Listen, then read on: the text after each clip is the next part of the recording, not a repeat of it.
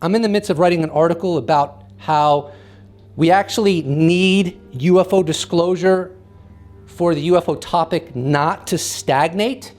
And there's this bizarre stigmatization surrounding the word disclosure, and I find that very vexing. Call it UFO transparency. Call it scientific proof of UFOs. Call it UFO confirmation. It doesn't matter what you call it. UFO disclosure does not have to be this perception of the President of the United States getting behind the podium and admitting to a quote-unquote extraterrestrial presence. That may be some people's definition. I don't have to abide by that. Disclosure is simple. It just means that we move from the territory we're in now, where there is no scientific proof of the existence of these technologies in the public domain, to there is now scientific proof. And so in a post-disclosure world, the distinction would be that the world scientific and academic institutions would start giving attention to UAP like they should have been, but have not, because we haven't had the requisite evidence in our hands to facilitate that. Now, of course, I am assuming that such evidence exists within the national security apparatus, but I could be wrong, which is something I always say. But I want to move into the territory of, will the Pentagon ever admit to abductions by non-human intelligence? And look, I'm not saying I know that's happening, but I do find the evidence for it compelling. And I think there's a very good probability that's happening. Now, very recently, one of our own, if you will, if you want to call it that, J. Christopher King of UFO Twitter said that he spoke to an insider, and Jay can correct me if I'm wrong, something like this, and the insider said, yeah, we're all trying to get transparency, but we're never going anywhere near abductions. And Jay said that that really upset him. And understandably, because if you are getting abducted, you would want that to be introduced into the conversation so that you're not like this outcast and everyone laughs at you. Now, why do I say that the Pentagon will never admit to abductions? And when I say that, maybe I'm being a little hyperbolic. Maybe at some point they will, but I don't see it in the short term. And the reason I don't see them admitting to abductions is simply because they can't do anything about it. And that gets us into the argument I'm trying to make this lovely evening, which is that one of the biggest threats to the national security establishment when it comes to disclosure is they can no longer be perceived as having necessarily or potentially the highest knowledge, wisdom, understanding, nor context. Because now you've introduced non-human intelligence that is far more down the evolutionary road than humankind. What does that do to human psychology if that's accepted? I don't know. But I doubt the Pentagon really wants to find out what that would do, or people within the national security apparatus, the intelligence community. Some of them might, but I can see the reluctance of it because it's not predictable.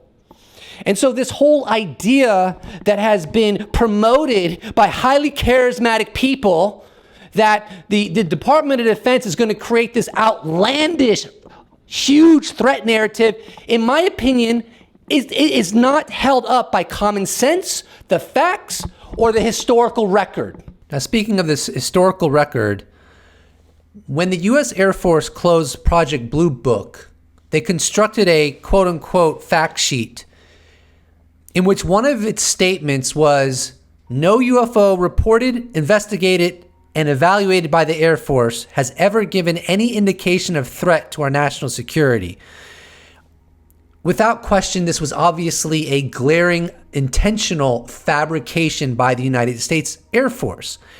And according to Leslie Kane, the Air Force has repeatedly used this fact sheet over the decades when approached with questions about UFOs. But even up until this day, the Air Force is clearly exceedingly reluctant to acknowledge there's any kind of real, true national security threat as it pertains to UFOs. So why is this? Especially considering the Air Force probably has the most data on UFOs than any other organization within the national security apparatus.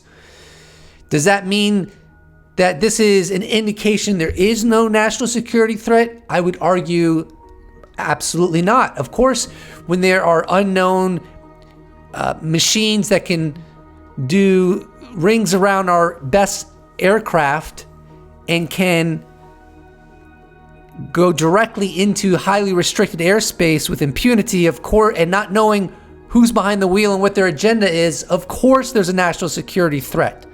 But the point I've been trying to make throughout this video is that the national security establishment doesn't see any advantage to being transparent about that, because it only leads in one direction, that there's something else out there bigger than us, stronger than us, more evolved than us, which starts to, at least theoretically, break down our perception of government and of our military. And then maybe with this realization, we would collectively start having more skepticism toward our governing bodies, our military bodies, and therefore we would not give them the level of reverence we once did. And maybe that is part of why the military industrial infrastructure is so reluctant to disclose. And this is why I think the idea that they're going to create this huge threat narrative is so contrary to all the evidence that's piled up for decades. They've never wanted to disclose. They're still fighting to keep all this information insular. Why do you think UFO whistleblower David Grush has been dealing with reprisals from senior officials in some of the agencies he worked for? It's because they don't like that he's talking about this issue. And they're not, and creating an outlandish threat narrative only puts a microscope over this issue. It puts a huge spotlight on this issue, precisely what the national security apparatus doesn't want. Now, the Air Force is still playing down UFOs.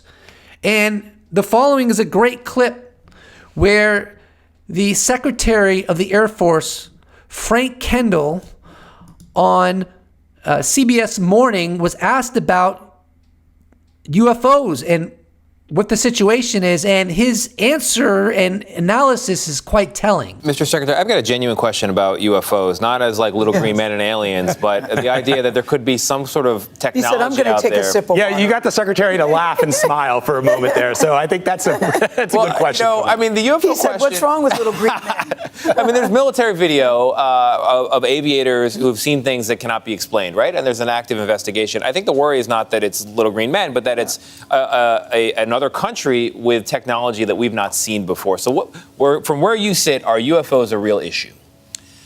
To be quite honest, not for me. I have real threats that I worry about every day, and they're severe threats. I'm aware of, I don't have direct responsibility for investigating these phenomena. I've looked at the reports, I've seen what's been there.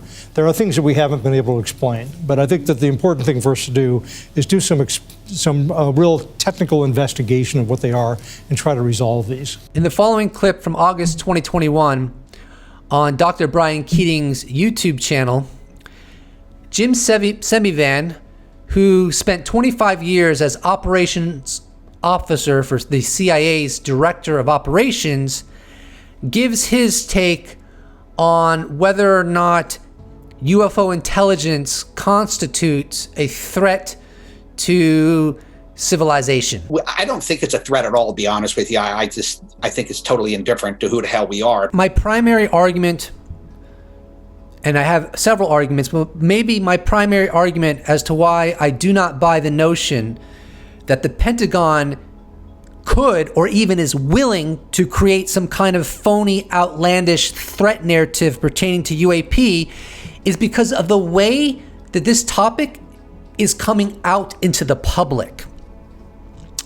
It's coming from disparate sources, from different segments of our national security apparatus. It's not coming from some sort of singular funneled source.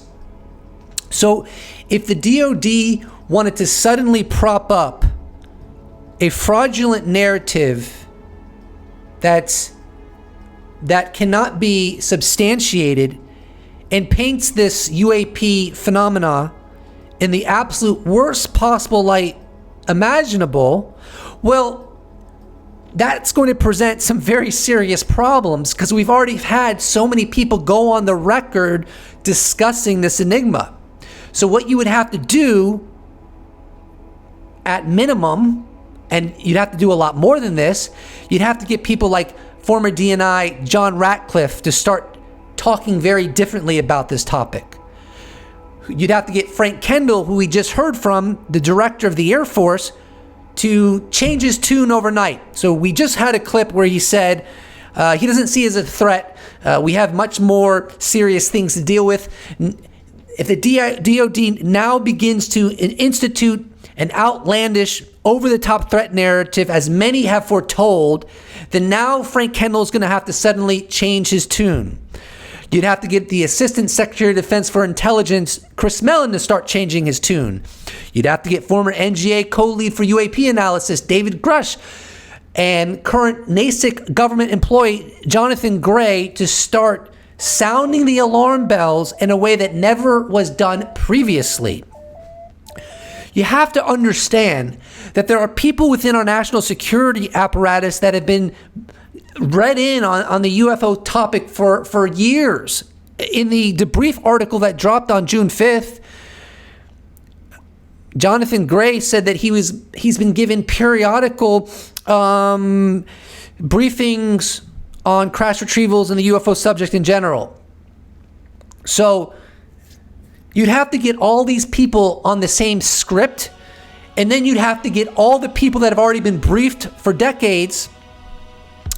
And the people that I just cited, a lot of them have been briefed at the minimum. But then you'd have to get people that have been briefed for decades to be like, oh, some higher up in the Pentagon to be like, well, we're kind of about to do a psyop. So this is what you got to do. Now you have to start talking about the UFO phenomena this way. I know we've given you briefings for decades on this topic. You've been read into the various USAPs that are studying this, and you never heard this before, but now we're going to go in this direction. Are you going to sign up for this? Like, it's like, from a logistical perspective, this is not really plausible. And someone on Twitter was telling me that our government has successfully managed phony threats to justify war. So therefore, of course, they could create this fraudulent threat narrative pertaining to UAP. But I don't think this comparison works, because, just as an example, the Iraq war narrative was sold by the Bush administration primarily.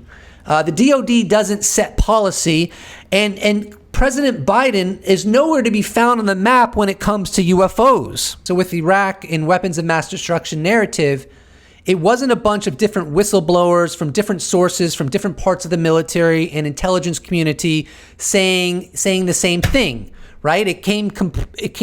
It's completely different type of government movement that's happening with our whistleblowers and disparate sources versus the funnel of information that led to the weapons of mass destruction narrative and the war with Iraq. So they're really apples and oranges, in my opinion.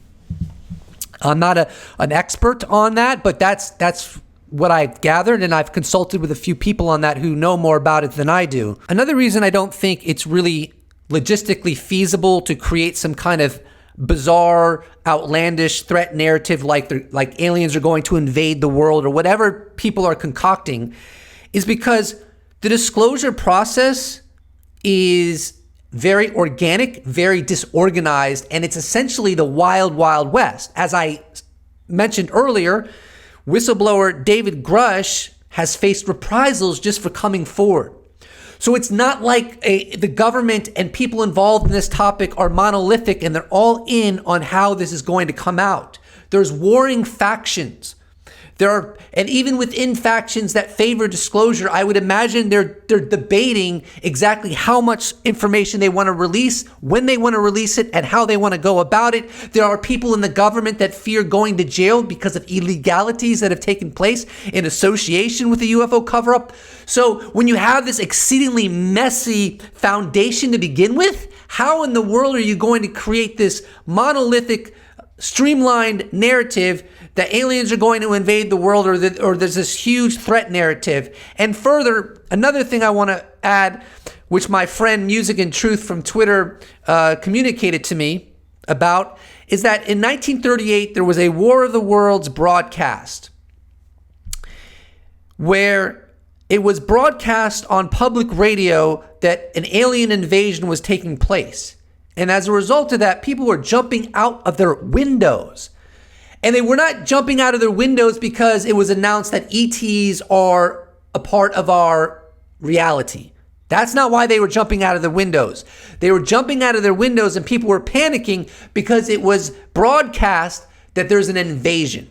So you would have to believe that people like John Ratcliffe and Chris Mellon and Lou Elizondo and Jim Semivan, Joe Biden, and other officials, currently employed, ex-officials, whistleblowers from legacy programs, and people that are going to be talking about this topic in future hearings, they would all have to be okay with creating a narrative that could easily lead to mass hysteria and panic. Does anyone really believe that everyone would be willing to get on board with that? They wouldn't even necessarily believe in that narrative to begin with. Like, yes, the cover-up is bad and it was wrong, but those that have been read into this topic are not all bad people. Most of them are probably actually good people or decent people. They just went along with the secrecy that has been going on for decades. They didn't institute it. They just kind of went along with it because speaking openly about this topic is a violation of the law, and these secrets are classified. So I hope at the very minimum, for those that were so adamant and so committed to the narrative that the national security establishment is going to blow up this huge threat narrative to gain money for the Pentagon, does the Pentagon really need to employ a tactic of talking about aliens to get funding? Has the Pentagon ever ran into roadblocks with getting funding for their military priorities? All they have to do is mention China and Russia. They don't have to mention aliens. When you mention aliens, it opens up this huge Pandora box. It can lead to the public having less reverence and trust in the government, in the military establishment. It could unite humanity in various different ways. Do you think the national security apparatus and the intelligence community want to open up those possibilities? I'm not so sure they're enthusiastic about that. So when we think things through and we're skeptical of claims that are made, sometimes they're not as compelling. And there's good justification to be exceedingly skeptical about the ideas that have been put forth about the US government creating this giant threat narrative. And I hope I got that through, because this is just my opinion, and just consider this me introducing my thought process into the conversation.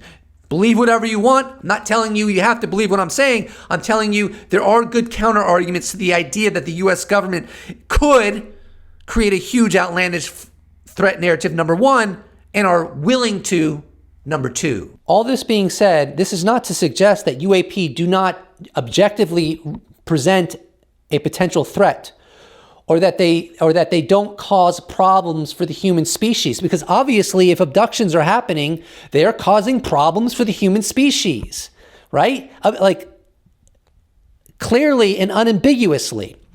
But the argument that people are making is that the DoD is going to produce a threat narrative that is outlandish and far exceeds any real threat that UAP present.